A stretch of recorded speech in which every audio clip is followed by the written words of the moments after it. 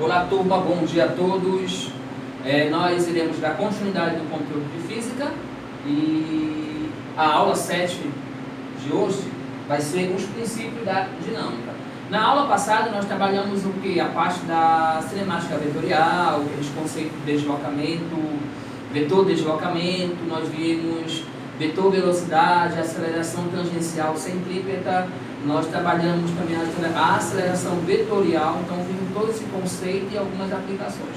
Nós iremos hoje trabalhar, pessoal, os princípios da dinâmica, tá? É um assunto de grande importância para os senhores que irão prestar PSC e CIS, tá bom? É um assunto muito tranquilo. Essa parte é um pouco teórica e tem um pouco de cálculos aí pela frente, tá bom? Então, quando eu falo em força, pessoal, eu vou pensar o seguinte: antes de nós trabalharmos a definição de força, eu vou falar para vocês a dinâmica. O que é dinâmica? Dinâmica é o segmento da mecânica, né, que analisa sistemas em movimento ou repouso. Então, a parte da física que estuda o movimento e o repouso de um corpo é conhecido como dinâmica. A dinâmica ela é responsável por todas essas informações, tá? Estabelecendo as relações existentes entre suas causas e seus efeitos, tá? Então essa é a ideia geral da dinâmica. Força. Pessoal, o que é força, pessoal? O que vocês entendem por força? Se eu estou pegando esse material, para eu levantar esse objeto, eu preciso aplicar uma força nele, né? Beleza. Empurrar uma cadeira, empurrar uma mesa. Então qualquer coisa que você pega, você faz um esforço, né? Você está aplicando aí a força em si. Então eu posso afirmar para vocês, pessoal, que a força, né? A força são interações entre corpos, né? Interações entre corpos, causando variações no seu estado de movimento ou deformação, tá bom? Esse é o conceito geral de força, certo? Por exemplo, ao chutarmos uma bola, o pé faz sobre ela uma força. Chutou a bola foi embora, né? Você fez uma força ali para chutar a bola. Além de deformá-la, inicia ali um movimento. Então você chutou a bola, aplicou uma força para pegar aquela bola que está aqui no canto e se deslocar até um certo local, né? Ou seja, inicia ali o que? O movimento, certo? Observações. Quando as superfícies dos corpos que interagem se tocam com interação pé e bola, esse tipo de exemplo, pessoal, é chamado de força de contato. Eu estou pegando, eu estou empurrando o material. Por exemplo, esse depósito aqui de alguma coisa, de lápis, borracha, eu estou aplicando uma força, eu estou tocando nesse objeto para aplicar uma força nela. Então, qualquer coisa que você pegou para aplicar uma força é chamado de contato, força de contato, ok? Tranquilo aí? Continuaremos. Ocorrendo a interação e estando os corpos à distância, a força é chamada de campo, né? Ou seja, há uma interação entre, né, no caso aqui, entre os corpos à distância. Então, nesse caso aí, a força é conhecida como força de campo, tá? Contato, força de campo, houve uma interação entre esses corpos, é o que? Força de campo, certo? Exemplo, um bom exemplo aí é a terra e maçã, né? Quando eu estou voltado aqui relacionando a força de campo, movimento, né? A questão de movimento, ok? Deu para entender a questão de que é dinâmica, força, força de campo, força de contato, bem tranquilo. Força resultante. O que seria força resultante, pessoal? A força resultante, o que eu coloquei aqui para vocês? Para entender melhor, ó, seja uma partícula na qual estão aplicadas várias forças, né? Esse sistema de forças pode ser substituído por uma única força, conhecida como força resultante, que é capaz de produzir na partícula o mesmo efeito que todas as forças serão aplicadas. Então imagine esse corpozinho aqui, e aqui está sendo aplicado várias forças, força 1, 2, 3 e 4, sistema de força. Eu posso,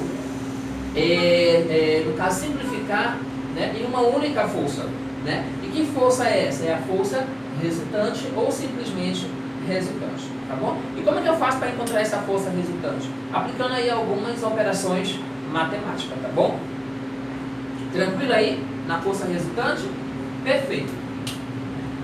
Vamos trabalhar aqui aplicações. A primeira aplicação que eu tenho aqui, pessoal, diz o seguinte, ó.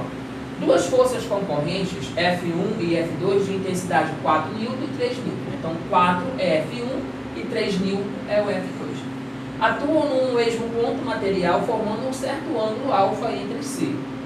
Determina a intensidade da força resultante para os seguintes valores de alfa. Quando ele for grau, quando o ângulo for de zero, quando o ângulo formar 60 graus, 180 e 90 graus. Isso aqui nós já temos algumas ideias. Pessoal, se ele formou um ângulo de 0 graus, então significa que ficou ali. Então, para eu calcular a força resultante, observa que eles estão na mesma direção. Né? A força 1 e a força 2 estão na mesma direção. Então, se está na mesma direção, então para eu calcular a força resultante, vou pegar a força 1, somar com a força 2. Só isso, professor? Só. Quem é a força 1? 4. Quem é a força 2? 3.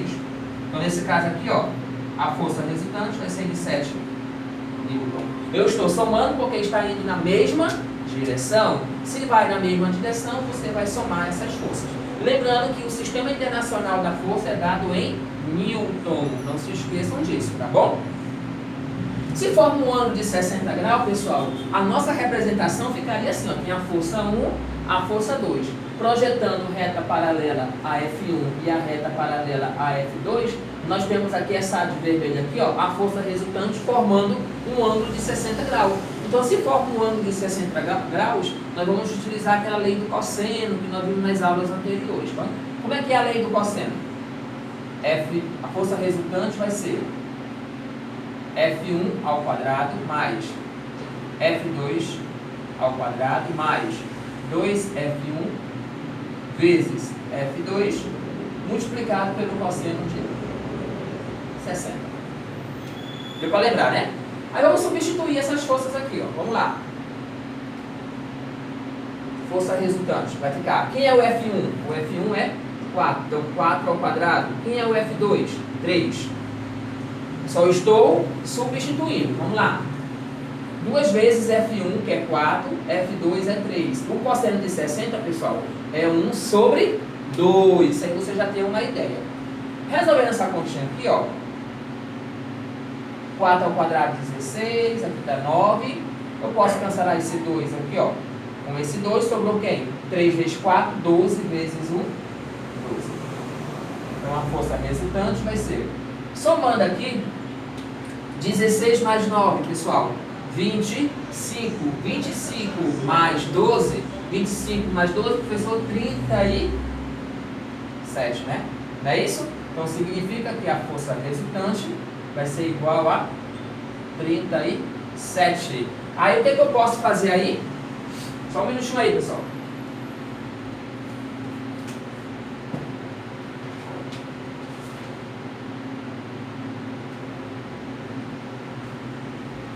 Encontrada a força resultante, qual é o próximo passo que você vai fazer?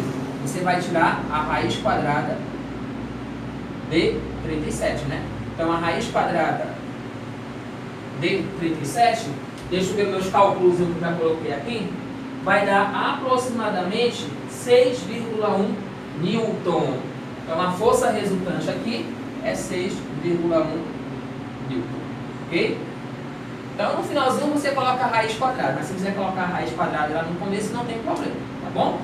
Tranquilo? Então, se formou um ângulo de 60 graus, 45, 30 graus, você vai usar a lei do cosseno. Se forma um ângulo de 0 graus, você vai somar essas forças.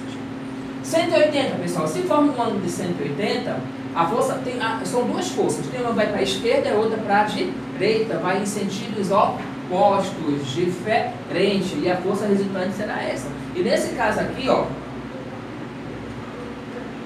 se está em sentidos opostos, eu vou somar ou vou diminuir? Eu vou diminuir. Eu vou pegar a força 1, subtrai com a força 2. Professor, para ver se eu entendi. Se as forças estão indo para a mesma direção, eu somo. Perfeito. Se estão em sentidos opostos, o que eu faço? Subtraio. Então vamos lá. Quem é a força 1? 4.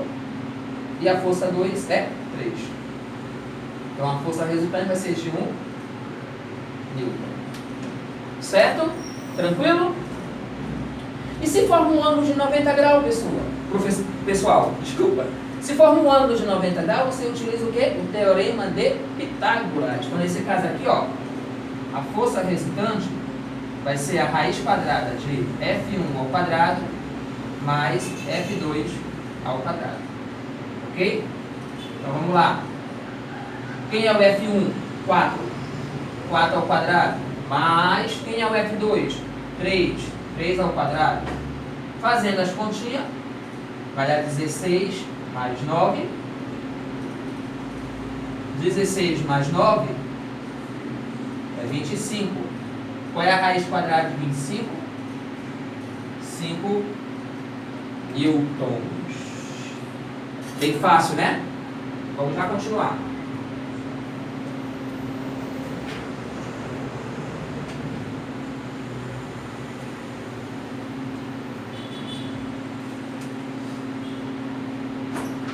Então, gente, essa foi a aula sobre força, né? Nós vimos aí a definição de força, vimos aí uma diferença entre força de contato e força de campo, força resultante, né?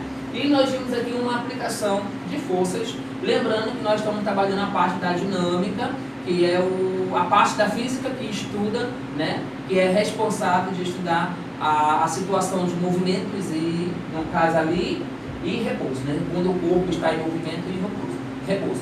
Lembrando que nós iremos trabalhar as leis de Newton, né? na questão da dinâmica, um assunto de grande importância, mas isso aí vai ser discutido nas próximas aulas. A aula de hoje foi mais essa parte de conceito de força, força resultante e umas aplicações que vocês já tinham uma ideia nas aulas anteriores de vetores, tá bom? Então é isso, pessoal.